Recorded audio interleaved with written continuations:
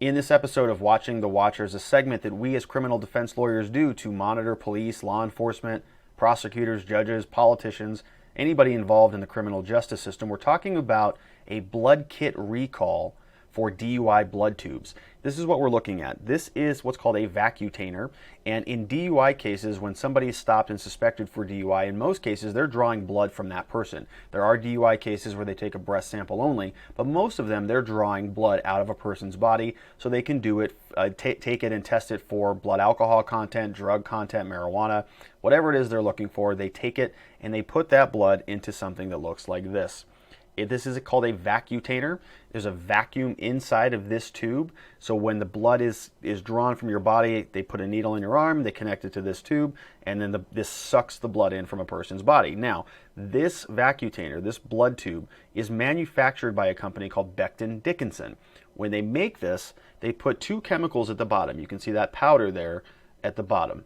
There are two different chemicals in there. One is a preservative and one is an anticoagulant. One's called potassium oxalate, the other's called sodium fluoride. And these things preserve the blood so that when this goes into the evidence locker, they can pull it out and they can do what they do. They can pipette a blood sample and they can test it and run it through their gas chromatography machine and all that stuff. The problem here is that when Becton Dickinson was making these, they identified an error. They identified a number of tubes that were missing one of these two chemicals. They were missing the anticoagulant, meaning that there's nothing in there to prevent the blood, once it's been drawn from your body and goes into this tube, to stop it from coagulating, from hardening up, and impacting the result, impacting the actual sample. So it's missing these two tubes. Now what happens, Becton Dickinson, they only will actually create these tubes. These tubes will then be distributed to other companies, and those other companies, one's called Tritech Forensics, they create a blood kit. So they assemble all of these different parts. They create a blood kit. It's got the actual needle. It's got another blood tube in there. And what they're doing is they're assembling these and then distributing these out to law enforcement agencies. The problem is that a lot of these tubes, there's 200,000 of them, they've all been recalled. So they've all been recalled. Becton Dickinson is pulling them all out of circulation. Of that 200,000 lot that they pulled back, they've identified 300 kits, 300 blood tubes that they think are problematic. Of those 300, they've recalled and they've identified that they've recaptured 199 of those 300.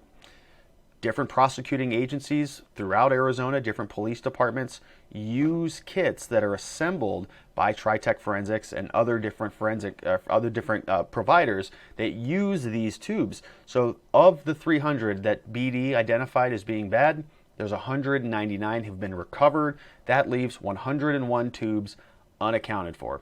They don't know where they're at. We got a letter from a prosecutor's office here in Arizona explaining that they've acknowledged that this is a problem, that they use these kits, and that there are missing tubes that have not been accounted for, and it's missing the anticoagulant in the Vacutainer. That's a big problem in DUI cases. It means that there's a problem with the actual equipment that they're using to do their testing. They have protocols, they have procedures, they have a basic format that they follow, presuming that this is all good and accurate, presuming that this is working well. So if it's missing a key chemical, it's a big problem because it can impact the results and it can impact your case. And really, it can create reasonable doubt. If the evidence that they're using if the materials they're using to store your evidence, which is your blood sample, is not performing, it's not accurate, it's not well, it's missing something that's going to uphold the integrity of their analysis,